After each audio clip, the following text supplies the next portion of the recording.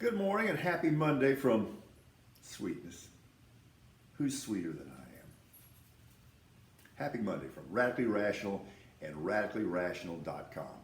Okay, if you're of a certain vintage, remember an old game show on TV and the only time you'd see it was when you were in elementary school and you'd be homesick with the chicken pox or something like that.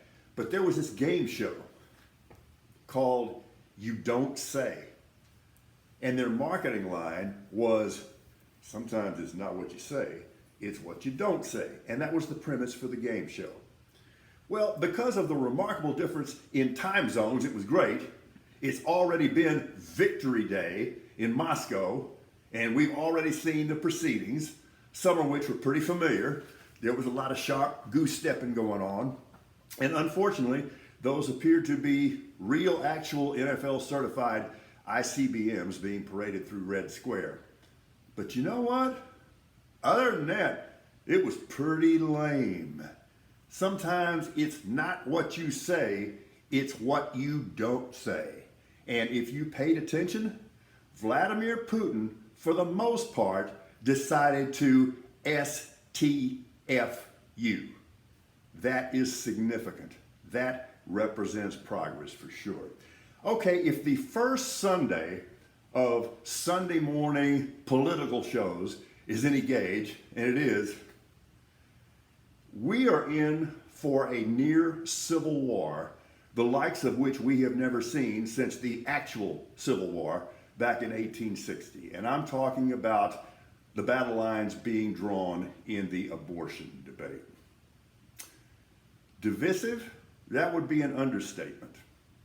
And here's the thing, the original Roe opinion in 1973, I'm going to tell you, it's really based on some questionable logic and premises here. Now, in my mind, the idea that a woman should have control over her body, that in and of itself is a constitutional principle.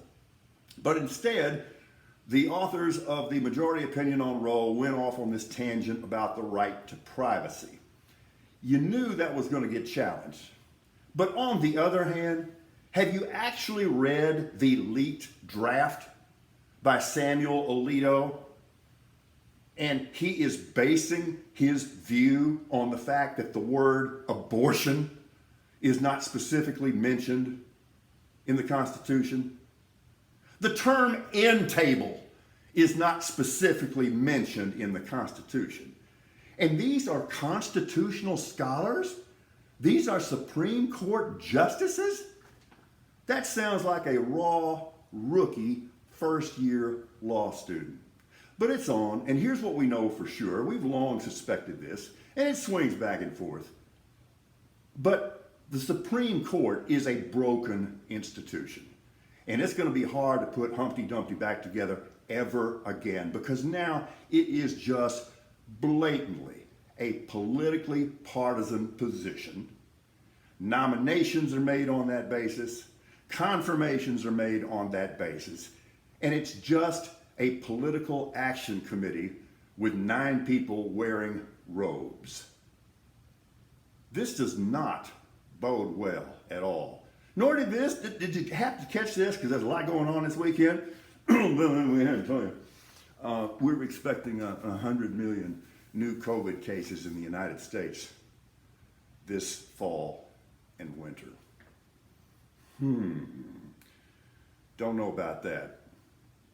What does that say about our efforts against the pandemic? And we made some literally fatal mistakes at the very front of this over 2.25 years ago. Ugly scene in the NBA yesterday. A fan in Dallas puts hands on the wife and the mother of Suns player Chris Paul III.